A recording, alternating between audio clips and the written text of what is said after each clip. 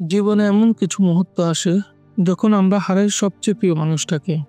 হারাই এমন কোনো জিনিস যেটা ছাড়া বাচ্চার কথা ভাবতে পারি না। মনে হয় সব শেষ, আর কোনো আশার আলো নেই। কিন্তু তখনই তো আল্লাহ তাআলার প্রতিশ্রুতি, যা তিনি নিয়ে নেন তার চেয়ে তিনি উত্তম কিছু ফিরিয়ে দেন। সালামু আলাইকুম রহমতুল্লাহি ওয়া উম্মে সালামা রাদিয়াল্লাহু তাআলা আনহার কথা ভাবো। সবচেয়ে প্রিয় ভালোবাসার মানুষ, যিনি তাকে প্রচণ্ডভাবে ভালোবাসতেন, তার স্বামীর মৃত্যু হয়ে যায়। তিনি শোকে ভেঙে পড়েন।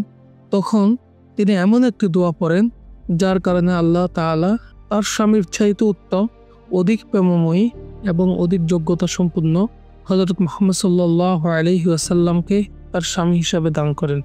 সহিহ মুসলিমের 918 নম্বর হাদিসে এ দোয়া উল্লেখ আছে, আল্লাহুম্মা আজুরনি ফি মুসিবাতি ওয়া খুলুফলি খায়রা মিনহা, যার অর্থ এই, হে আল্লাহ, তুমি আমাকে এই বিপদে প্রতিদান দাও এবং আমাকে এর চেয়ে উত্তম কিছু দান করো। আমরাও যখন বিপদে পড়ব এ দোয়া পড়ব, আল্লাহ তাআলা আমাদেরকে অবশ্যই অনুগ্রহ করে উত্তম কিছু দান করবেন। অন্যদিন অন্য কোনো গুরুত্বপূর্ণ বিষয় নিয়ে আলোচনা হবে। সে পর্যন্ত সবাই ভালো থাকবেন, সুস্থ থাকবেন। আসসালামু আলাইকুম রহমতুল্লাহ।